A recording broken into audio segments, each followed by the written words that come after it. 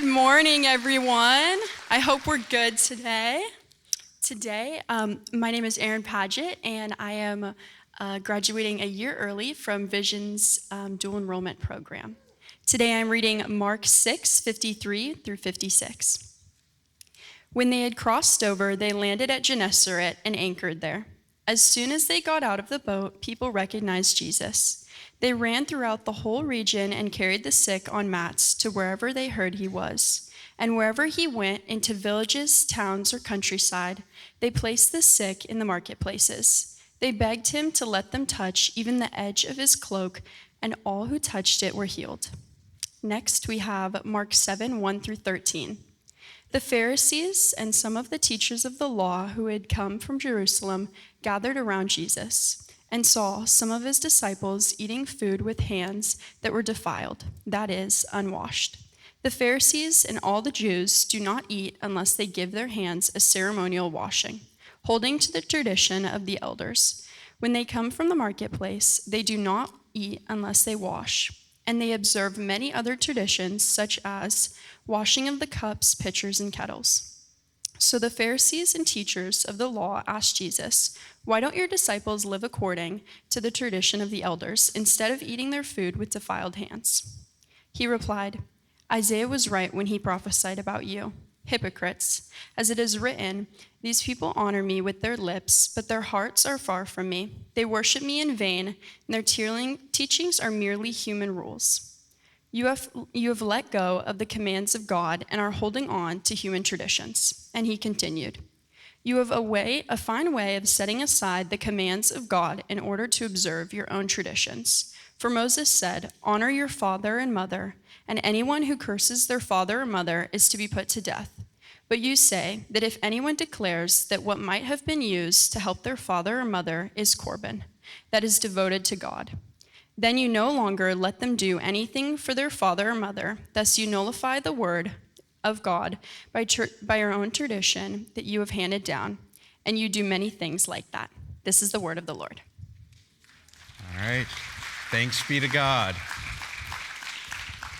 Erin, it's super fun to have you reading for us here today, and you are graduating here in a few weeks. Yeah, when are you graduating? Yes, I'm graduating June 2nd. Amazing, and you are going to graduate. Yes, Good I job. am. Yeah. Well done, well done. And next year, do we have plans for next year? What's going on? Yes, I'm going to Montana State in the fall.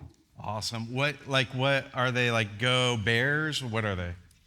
We are the Bobcats. The Bobcats. Yes. Those are like deceivingly, like they look cute, but you don't want to mess with them. That's a Bobcat. All right. And then Montana, what are you going to study there at Montana? I'm studying early childhood education and development. Amazing. Amazing. Give it up for Erin. Great job this morning. Thanks for reading for us. Hi, friends. It's good to see you. My name's Mike Goldsworthy. You're like, who is this random person interviewing one of our high schoolers here? My name's Mike Goldsworthy, and I get the pleasure of getting to hang out with you this morning. I come from Long Beach, where we are strong Dodger fans, but we can still be friends because Jesus teaches me to love your enemies. So that's all right. And in Long Beach, I was pastoring a church down there for about 20 years. And when I became the lead pastor of that church, I was 29 years old. I was just a kid. Like, it was a poor decision by everybody. Like, what does a 29-year-old know about, like, leading something like that? But I was, like, convinced that I knew, like, what I was doing. And one of the things, though, that I knew I needed to do was that I needed to show up, because I had a baby face, and I needed to show up looking a little bit mature, because, I didn't need to become mature. I just needed to look mature. And so I decided that what I would do is grow a beard in order to sort of like hide my baby face. And I grew like a good beard. Like this is kind of like a weak beard compared to what I had. It was big, it was burly. I mean, it was so tough that I was doing some work with an organization in another state, and they asked me to send them a picture of myself for people that I was like corresponding with so that they could see like who they were doing some work with. And I sent it over, and one of the people on the team replied by saying, "He looks like he could chop down a tree just by staring at it." Like, That is my favorite thing that's ever been said about me. Like, that's how good my beard was. So you need to understand that first. First, you need to understand I had a good beard, good big burly beard going. Second thing that you need to understand is this, that I can be a bit awkward when we hang out in person. Like one-on-one, sitting down, hanging out, I can be a bit awkward. Sometimes people will see me speak on stage at a church or at another event or something, and they'll think, this is a guy I could hang out with. Like, I think we could be friends. And then we will sit and we'll chat for a little while, and they walk away and they're like, nope, we couldn't be friends, because I can just be a bit awkward. And so as I was leading this church, people in the church like wanted to get to know their pastor. They wanted to like have a connection between us. And so they would try to find ways to like connect with this awkward guy who is like trying to pastor them and to grow a beard, to look mature. And so what some of them began to do, because they were like, what will he actually respond to, is they started like asking me about my beard, because it was just like some way, like, could we have some sort of connection here? And there's this one particular Sunday where this older couple who were probably like twice my age at the time, that they came up to me after service and trying out of like their good heart to want to connect with their pastor, said to me like, hey, Mike, what's it been like to have this like big beard? You didn't have one, now you have one. What's that been like for you? And I gave an answer that I hadn't given before, and I don't know why I said this, but what came out of my mouth was, I said, I had no idea how much manscaping was going to be involved. And this woman, her eyes get all big, and she leans in and she goes, what did you say? And I was like, oh yeah, I had no idea how much manscaping was involved. Did you know how much manscaping is involved in this? Like, I've watched videos that teach me how to manscape, and there's like lotions and products that I have to buy to manscape, and I find myself having to manscape like multiple times a week. And as I'm going on about manscaping, eventually she stops me and she leans in so that nobody else hears her, and she says, Mike, I don't think that means what you think that it means. And I just kind of like giggled, and, laughing like I knew what she was talking about. She walked away, and then I Googled manscaping, and it does not mean what I thought that it meant. I don't recommend Googling it, because it will mess up your algorithm in a way that you won't be happy about. I don't think that means what you think that it means. This is some of what's happening in this encounter that Aaron read for us, that Mark records between Jesus and the Pharisees and the teachers of the law, this encounter between Jesus and the religious leaders. Jesus shows up with his disciples, and then the religious leaders come, and they come with this sort of like religious smugness, this way where they want to show how much more devoted they are than Jesus and his disciples. Jesus is getting these crowds, and almost in this sort of like indignant jealousy, they show up almost as if to say like he must be watering down the faith in order to get all these people to show up. And so they ask Jesus this question: why don't your disciples follow the tradition of the elders? Or I love the way that Eugene Peterson, who translates the Message translation, the way he translates it, he writes it this way, that why do your disciples flout the rules? It's this insinuation that there are these religious rules and traditions that are important to show yourself as a people of God, and that Jesus and his disciples, they seem to ignore those. They seem to not care about them. They seem to flout them and treat them as if they are not a big deal. And in doing that, these religious leaders are like, you are showing yourself that you are not as devoted, you are not as faithful, you are not as committed to God as we are. And Jesus responds to them by quoting from this ancient prophet Isaiah, which is a much more tactful and Jewish and rabbinic way of Jesus essentially saying to them, I don't think that all means what you think that it means. I don't think the rules and laws mean and do what you think they are supposed to mean and do. Now, to get there, for us to kind of understand what is happening in this moment, I want to paint a bit of a picture for you. I want to fill this in a little bit in a way that helps us get an idea of what's happening in this moment and why it's such a big deal. And so the Jewish people, they had been given instructions about what it looked like to live faithfully. These sort of like markers, these community markers that would distinguish them in their community. These community markers that would set apart the Jewish community. There would be these intentional choices they would make about how they would live, about rhythms of life that they would be a part of, about the way that they were going to do things that would be for the good of the greater community. And these distinguishing markers, the word that we'll often use for them, I don't always like to use because sometimes we use words that have like baggage and weight with them in ways that we miss what they're actually about. But the word that we actually use for those community markers is we call them laws. But sometimes when we hear laws, we think, well, that's just some sort of arbitrary rule that doesn't have a purpose or a point. But that wasn't the case with these laws, with these community markers.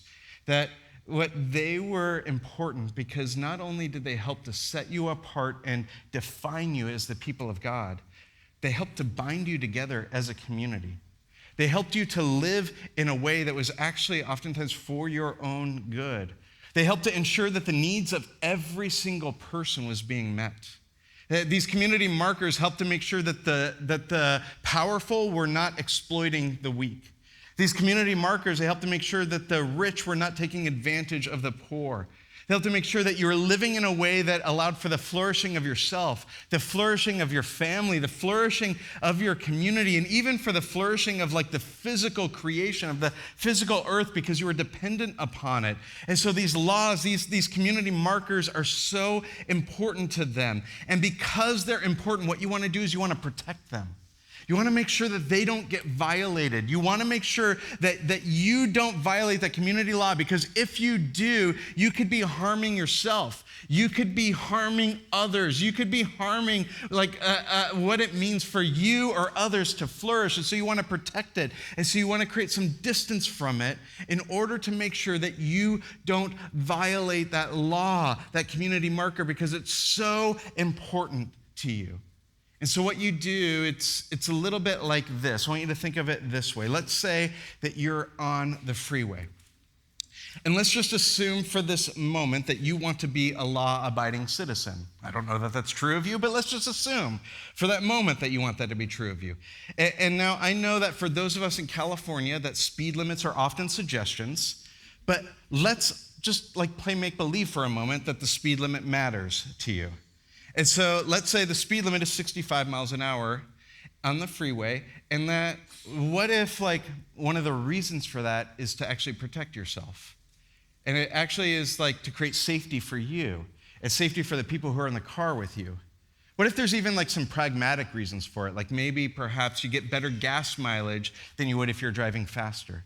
But it's not even just about you and those who are in your car and what it does for you, but it's actually also about the other drivers who are on the road, these other people whose names and faces you might not ever see, you might not ever know them, but because you all have said that there's this community marker that we're all going to buy into, what you have done is by doing that, you're looking out for the safety of everyone else on that road. Every person is saying like, this is about the flourishing, the safety of all of us together. And so there's this marker, this community marker, the speed limit, this law that becomes important to you. And so what you want to do in order to protect that is you say, well, I'm never going to drive faster than 64 miles an hour because I want to create some distance from it.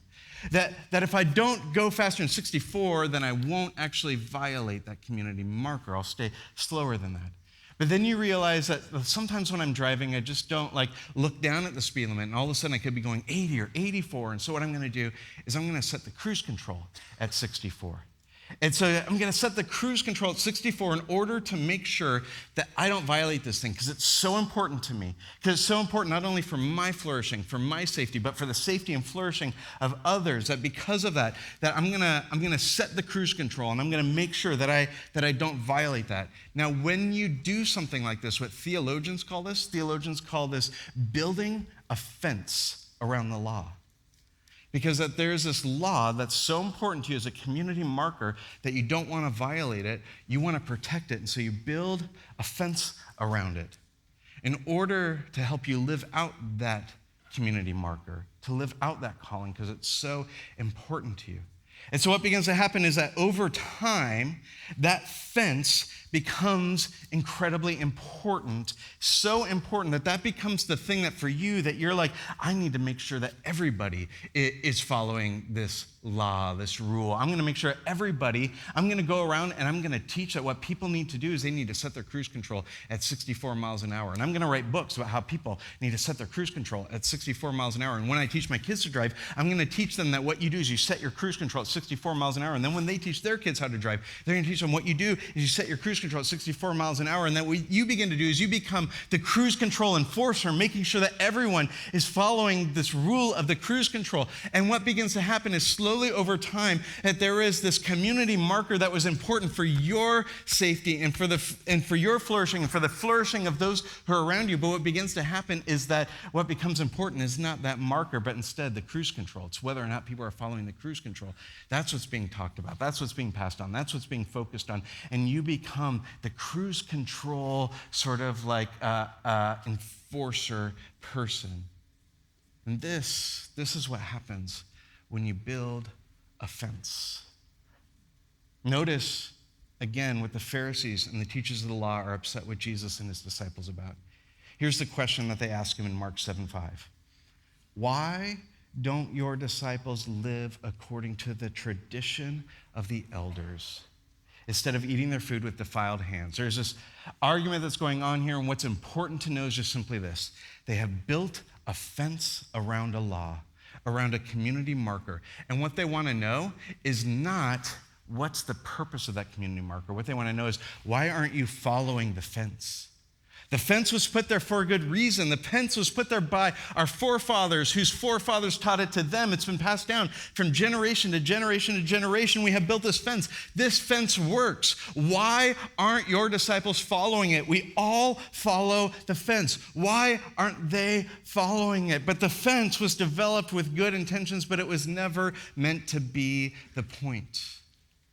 And friends, this is this unintentional move that happens out of good intentions in every single community of faith.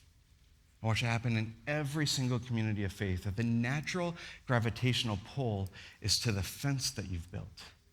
The natural gravitational pull is to this fence. Maybe you didn't build it. Maybe you walked into a community of faith. Maybe you walked into a place like this, and there's fences that have been built here that were important. There's reasons for it. There's a context for it. There's a story behind it. There's reasons why we have put those fences there, and so you've sort of like inherited those fences. Maybe there is somebody who mentored you and passed their fence on to you. Maybe there is somebody who's a teacher that you've learned from a distance. You've read their books. You've listened to their talks, and you've inherited their fences. And pretty soon what's happened is the point becomes the fence. Unintentionally, over time, the gravitational pull is towards this fence because there are these markers of your faith, and the purpose of them is so important to you that you build this fence in order to help you live them out. But the problem is that when the community starts to become focused on the fence and forgets the purpose of it all together, and then we start imposing that fence on others, and we start to become the faith enforcers of the fence. Let me tell you some ways that I've seen this work itself out in church. Actually, let me just tell you one way I've seen this work itself out in church, because I had like 5 or 7 ways, but I realized I don't want to keep you until Memorial Day because you got barbecues to get to. You got things going on. So let me just tell you one way. Maybe we could use it as an example to open up our imagination to see other ways that we could do this. So there's this instance in a letter the Apostle Paul writes. It's in Ephesians, writing to the church in Ephesus. In Ephesians chapter 5, that there's this line, maybe you've heard it before. Paul writes this, he says, "Do not get drunk on wine, but instead be filled with the Spirit." Now that line, the purpose of it in that letter, when you put it in its context of what's going on in that place and that time, and what's going on there, the purpose is not to say that you should never drink. The purpose of it is not to say that alcohol is bad in and of itself. I would actually argue that the purpose of it isn't necessarily about getting drunk per se, or just about drinking. That's sort of like a cursory reading of it. But there's a more intentional, deeper way of reading it when we understand its context. That what it's actually talking about is talking about doing things that numb you to being awake, fully awake to your life. Doing things that numb you to being fully awake to what the Spirit is doing in your life. And in that particular place, in that particular time, they were using alcohol in a way that they were numbing themselves to being fully awake to their life and to what the Spirit is doing in their life. And so Paul writes a specific thing, but it's not just about this specific thing. It's about all the ways that we numb ourselves, all the ways that we numb ourselves to living awake and fully awake to our lives that are in front of us and what the Spirit is doing in our lives. We numb ourselves in all kinds of ways. Yes, alcohol is one of the ways that we can numb ourselves, but some of us numb ourselves with video games. We can numb ourselves with doom scrolling. Does anybody numb themselves with Netflix on a Saturday night? We numb ourselves in relationships by avoiding difficult conversations, by never opening ourselves up in a way where we're vulnerable and we live this kind of like surface level kind of relationship and we just numb ourselves in that relationship.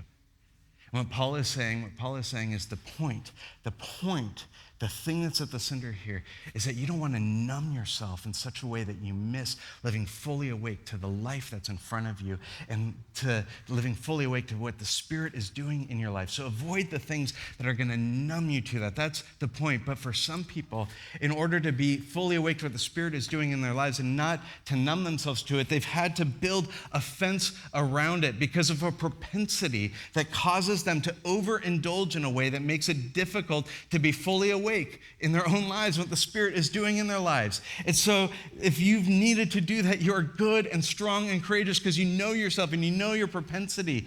But there are different things, different fences that different people need for that, right? Like I've got a friend who cannot go into like a bar or where alcohol is being served. That's their fence. I have another friend who has no problem going into that place but won't order a drink. That's their fence. I have another friend who realized he was numbing himself through video games, unplugs the video games and goes and throws it away because he realized I just find myself getting sucked into it and I just can't stop. And so he had to go throw it away, which I was like, dude, just sell it on eBay and get some money out of it. But he needed the drama of throwing it away. That was his fence. I have this little device in my house called a brick where I walk over to it. It's in my kitchen and I touch it with my phone and it shuts down every social media app on my phone and it shuts down every game that's on my phone because I realized I was using those things to numb myself. And so I have to do this intentional thing where I walk over and I touch it and that's what can unbrick it and re-brick it. And I have to do that. It's a fence for me because I don't want to numb myself to the life that's in front of me and to what the Spirit's doing in my life. And so we need these fences. But here's the problem is that when those fences become the point, and churches will develop all kinds of rules and things around that. And so you take that passage in Ephesians 5, and churches will start to say things like, well, good Christians don't drink. And they've built a fence, and there's probably a good reason why they built that fence. But they start to universalize it and enforce it. Or some churches might say, we're much more nuanced than that. What we do is we say, Christians can drink, but our leaders can't drink. Because surely the people who we believe are the mature people in our church can't be entrusted with alcohol. And so we tell them that they can't drink, and we build a fence around it. And I got to tell you, I have so many weird stories of ways that this has played itself out in pastors across the country. I have this one friend, they didn't have an explicit rule in their church, but there was sort of like one of those things that was an unspoken understanding, those where it's in this community, we don't do this thing. Nobody says it out loud, but we just kind of all know we don't do this thing. And he was a pastor on staff of this church, and he had gone grocery shopping. And he had picked up a six-pack as the first thing and he was grocery shopping for the whole week, but the first thing he grabbed was a six-pack, which was his first dumb move. You don't get that first, you get that last to keep it cold, right? But he gets it first. And he's going to go get other stuff. And as he gets to the aisle, he sees a woman from his church over there. And she says, Pastor RJ. And he just pushes it. And it goes sailing down the aisle. And he walks over and he's like, how are you on this blessed day? You end up creating these weird things when the fence becomes the point.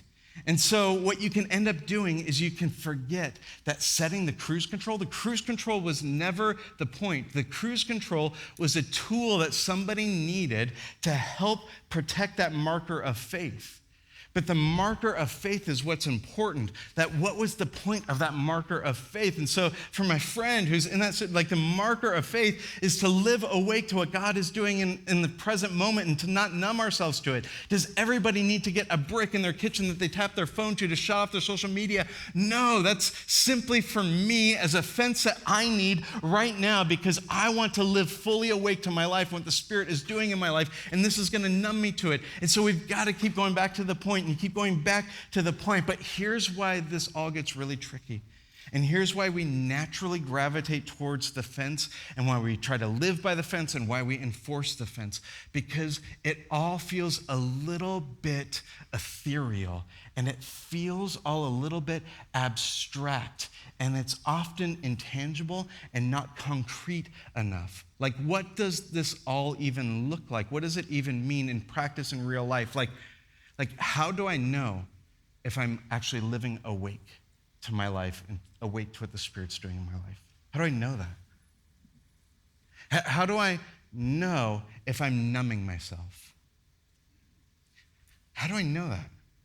How do I know if I'm keeping the Sabbath? How do I know for sure that I'm honoring my father and mother?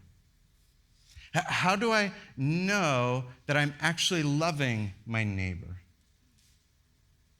How do I know if I'm using my words in a way that are for the edification and building up of others? How do I know? And so here's what I want. I want you to just tell me. Tell me what to do. Tell me these are the 7 things you don't do. Here's the 5 things you do.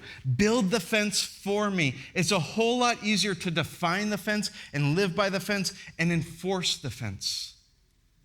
But the thing is that what has been passed on through Christian tradition throughout the centuries and what has now been observed by behavioral psychologists for the last about 50-ish years, and I would actually argue it's actually even what the New Testament teaches, is that there is a maturing movement of faith. And the maturing movement of faith moves from needing black and white fences around the law. You need that at a certain point in your faith journey.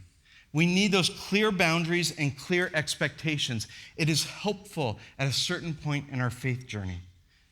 But as we mature, and maturing is a lifelong process that we continue and continue and continue in. As we mature towards a life that is marked by love and not by rule keeping or law keeping. We mature towards a life that lives beyond the law rather than a life that's bound by the law. We mature towards a life that's so immersed in living life with God that we actually stop asking questions about rules and fences because we simply intuitively move towards living the life of God, not because we become obsessed with the fences and with the rules and making sure we're following all of them, but because we have become so fully immersed in the life of God. The best way that I've been able to figure out to describe this process is like this. Think about it like this, that when you were young and were like being taught to cross the street, or maybe you've got kids and when you're teaching them about crossing the street, the thing that you wanted for them is that you wanted them to be safe. You wanted them to be safe when they crossed the street. And so when they were young, maybe when they were like 3 or 4 years old, you told them, you are never allowed to cross the street on your own. You always have to cross with an adult, and you always have to hold an adult's hand. That wasn't like what you wanted them to always do, but you knew developmentally at that stage, at that age, that's what they needed. The point was that they would cross the street safely, but you knew at that age, that stage, that they needed that specific boundary. Maybe a few years later, they get a little bit older and you tell them, well, you don't always have to have an adult with you when you cross the street. You can do it on your own, but you can only do it on your own between like 9 a.m. and 3 p.m. because that's when everybody's at work and there's no cars on our street. So you can only cross the street when there are no cars on our street between those hours. Now again, like your point is that not that they would grow up and one day only be able to cross the street during those hours, right? Your point is you want them to cross the street safely. And because of the age and stage that they're at, that's what they need. Maybe then they get to a point where you say you can cross the street on your own at all times of the day, but you can only do it when you get to an intersection that has a light at it where you push the button and you wait for the green man to show up. And when the green man shows up, that's when you can cross the street, and you only do it then. But then you know what happens? One day we grow up and we become big boys and big girls like you and I are, and then we can cross the street all by ourselves. And we don't go through this whole process of like, okay, I can do it here, do it like, not like this. No. Instead, what's happened is it's just become ingrained in us. The point was to cross the street safely. And we had these fences that were built around it that changed over time based off of where we were at and what we needed at the time in order to live out the point, so that one day we could get to the point where we could make our own decisions about crossing the street, and that we just do it intuitively because it's become so ingrained in us. Now, I want you to imagine that then somebody comes up to you and they said, you know what? My 30-year-old son never crosses the street without holding an adult's hand. You would be like, what is going on there? You would know that that's actually not maturity, that's actually regressive. By the way, that is exactly what the Pharisees and the teachers of the law are doing. They show up and they're like, why aren't your disciples holding hands with an adult when they cross the street? Don't they know that's the way to cross the street? Don't they know?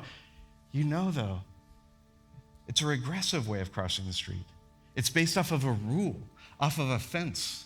It was created in order to help you when you were less mature. It was created to help you accomplish the purpose. But as you matured, that purpose still mattered. You still wanted to cross the street safely, but that specific rule no longer mattered in the same way because it had become so ingrained and intuitive to you. And what actually begins to happen is that the fence starts to drift away because the fence was never the point. Jesus has this very rabbinic argument with the Pharisees and the teachers of the law in order to show them that what they're trying to do and the way that they're trying to live, that it ultimately breaks down.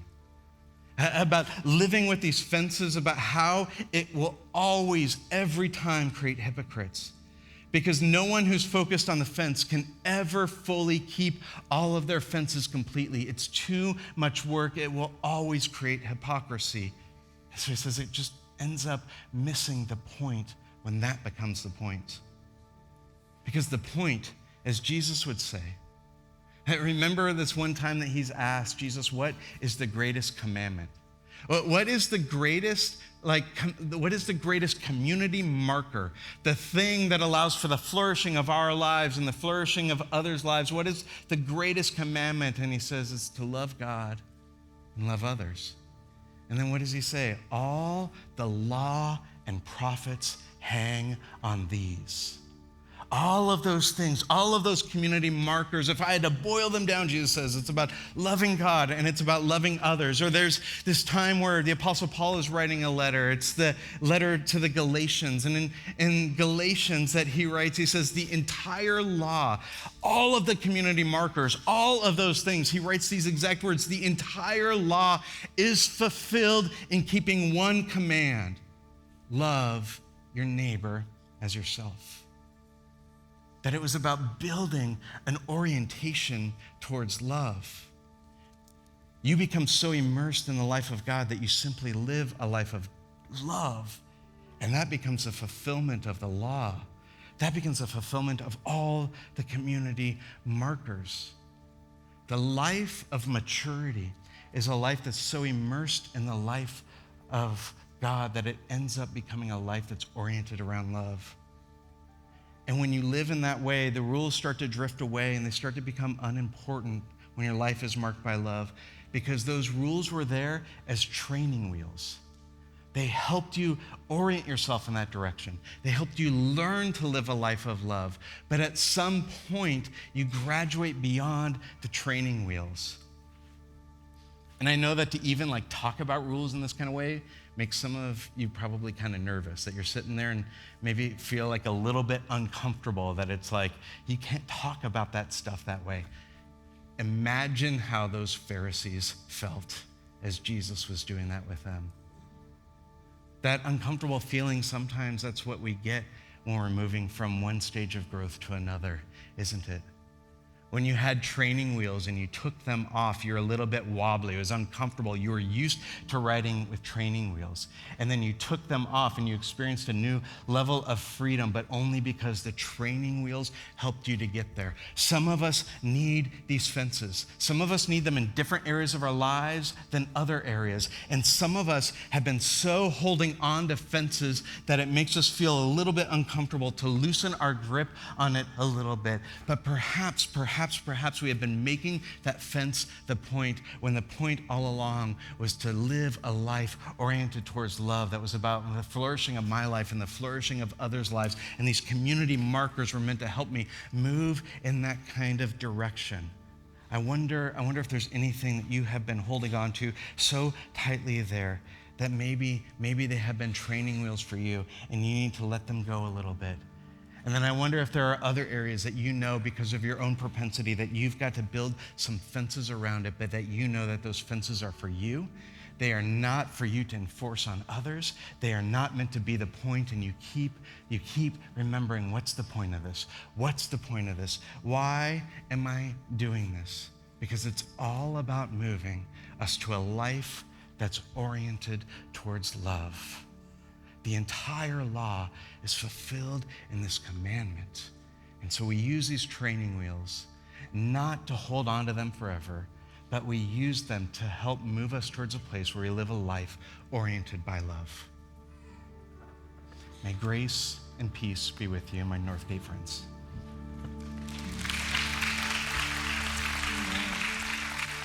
If you would stand to your feet this morning, we're going to close out with this song. We're going to be declaring that we are made new in